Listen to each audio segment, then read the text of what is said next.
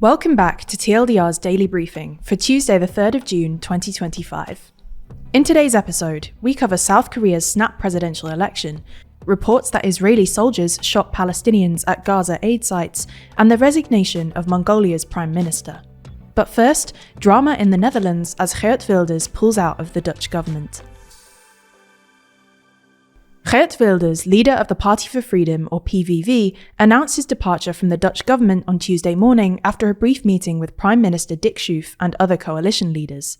The meeting lasted only a minute before Wilders left, ending the fragile alliance. He cited his demand for stricter immigration measures, including halting asylum applications, restricting family reunification, and stopping reception centre construction, as reasons for his exit. Formed last year after months of negotiations following last year's elections, the coalition included Wilders' PVV, the Conservative Liberal VVD, the Farmer Citizen Movement, or BBB, and the centrist New Social Contract, or NSC. However, in their 11 months in office, support for the PVV and its coalition partners has declined markedly, as recurrent infighting has led to a sense of political deadlock. For example, in October last year, Wilders sought to declare a nationwide state of emergency to push through stricter asylum measures without parliamentary approval. The coalition ultimately agreed on a new set of measures, but dismissed any additional proposals that would have required declaring a state of emergency over legal concerns.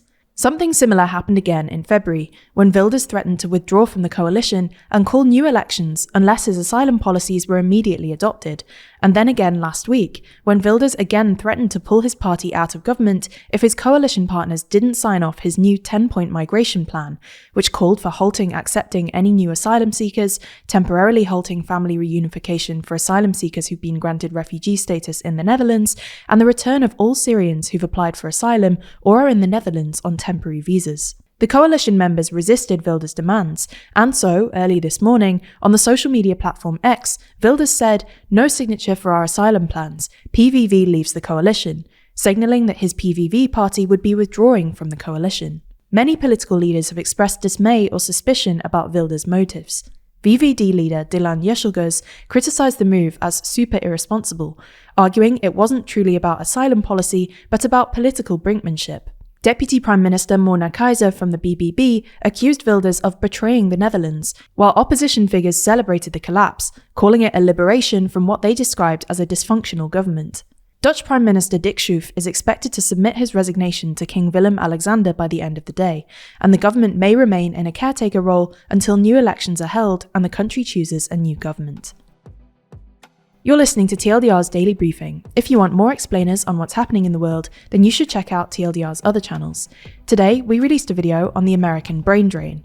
You can find it linked in the description or show notes for this episode, or by searching for TLDR on YouTube or Nebula.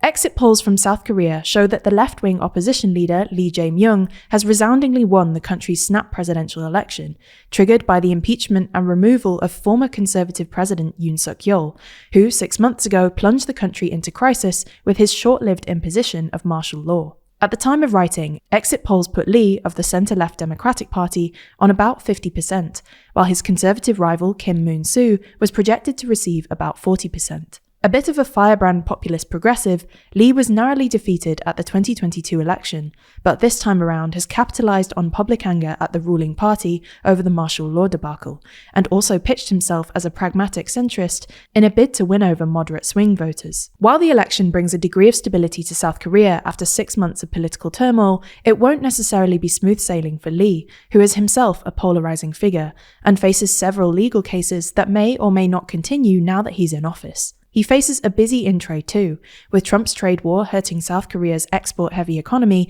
an increasingly belligerent North Korea, and a deeply polarized country at home. We have a full video on the South Korean election results coming out on the TLDR News Global channel on Wednesday.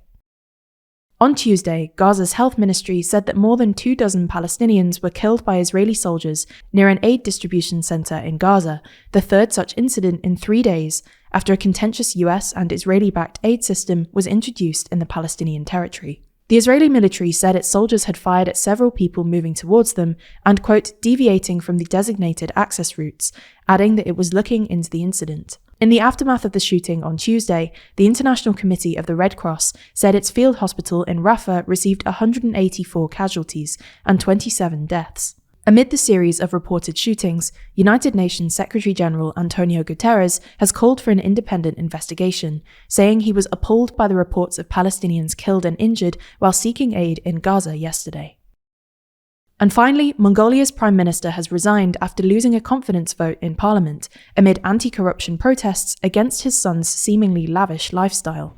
Lufsanamsrein Oyunurtni came to power in 2021 and has denied wrongdoing, but called the confidence vote after weeks of youth-led protests and divisions inside the ruling party. Photos shared widely on social media show Oyunurtni's son gifting his now fiancée luxury items, reportedly including designer handbags, a car, helicopter rides, and an expensive ring. It's expected that his Mongolian People's Party will try to form a new government in the coming days.